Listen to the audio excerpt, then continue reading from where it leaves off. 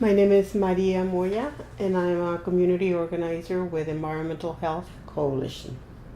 And I've been doing organizing here in Barrio Logan for over 20 years. There's a lot of difference in the quality of life. Like, for example, here in Barrio Logan, my kids, they all play Little League.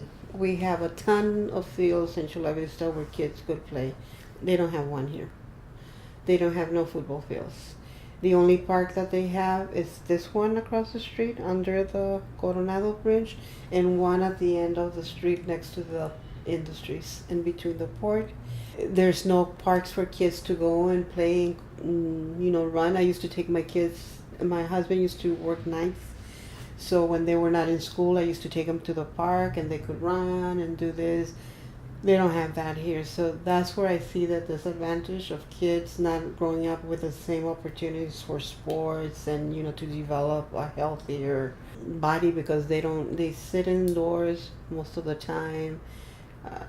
Like I said, parents don't let them go across the street because of what happens at the park. So that's where I see that this connect with this community's kids and other communities, that they have all kinds of opportunities to play outdoors and be part of a baseball team, a football team, soccer, you name it. There's always something going on, and there's all kinds of parks around my house. There's like 5 parks here in this whole community. There's this one only. So there's more studies that show that when you're exposed to chemicals, your development is not as good as when you live in a community that don't have pollution.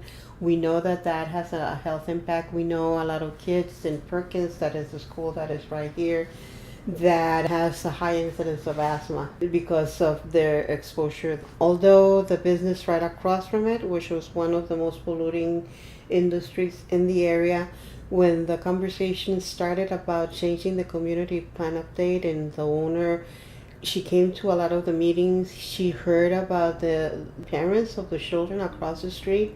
She sold the business and she moved it to an industrial area. So she understood what the community was talking about. There's one family that I know that live in an apartment in a little room like this, 2 kids and a mom.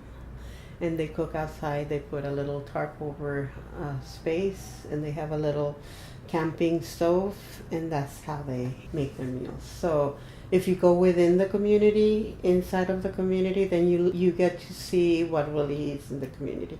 But when you drive around, you see this nice apartments, those over there, you think, it's not so bad. But not everybody qualifies for the affordable housing. That's the other issue. There was a study done in the whole state of California recently by the EPA, and Barrio Logan is number 5 statewide in the worst quality air. So that gives you more or less an idea what it is that they're breathing. So we're number 5 statewide, and Barrio Logan is a tiny community compared to the rest of the state, but nonetheless we're number 5 as the most polluted communities in the state. We have made a lot of changes since I've been working. We have been able to shut down very polluting industries that are sited right next door to homes. But the big push that we're going for is the new community plan update that would rezone the area so that polluting industries that sit right next to homes and schools would be relocated to an industrial area.